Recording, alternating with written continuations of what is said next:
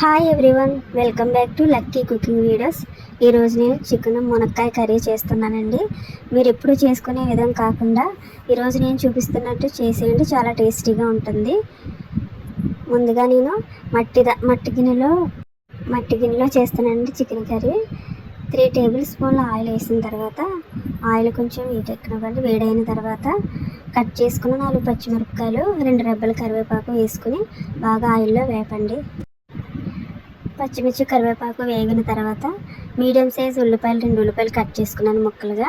ఆ ముక్కలు వేసుకుని వేపండి.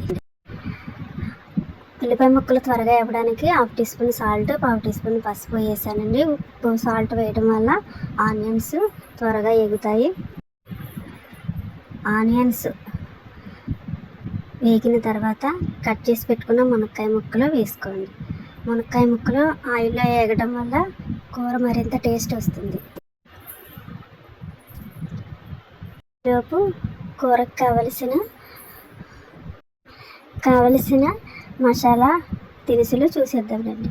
1/2 టీ స్పూన్ జీలకర్ర, 1/2 టీ స్పూన్ మిరియాలు, 1 స్పూను ధనియాలు, 1 ఇంచు దాల్చిన చెక్క, 1 ఇంచు అల్లం ముక్క, 4-5 వెల్లుల్లిపాయలు వేసి మసాలా ముద్ద చేసుకున్నాను.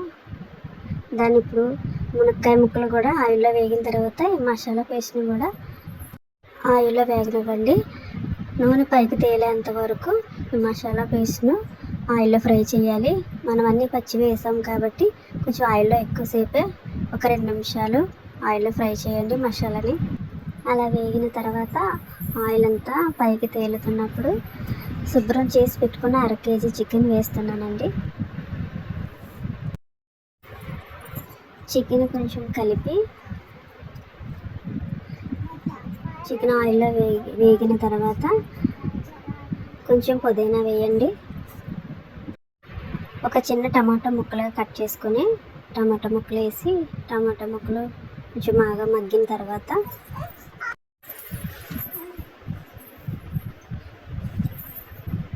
ఒక్క నిమిషం టమాటా ముక్కలు ఉడికిన తర్వాత చికెన్లో వాటర్ అంతా ఇంకిపోయి ఆయిల్ పైకి తేలేంత వరకు ఈ ఆయిల్లో చికెన్ మగ్గనివ్వండి. మగ్గిన తర్వాత 2 స్పూన్ల కారం, 1 స్పూను సాల్ట్ వేయండి. ఆల్రెడీ మనం ఉల్లిపాయలు వేగేటప్పుడు 1/2 టీ స్పూన్ సాల్ట్ వేసాం కాబట్టి చూసుకొని రుచికి సరిపడినంత సాల్ట్ వేసుకోండి. 1 నిమిషం కర్రీ అంతా కలిపి కారం పచ్చివాసన పోయే వరకు ఉంచి 1 గ్లాస్ వాటర్ పోయండి.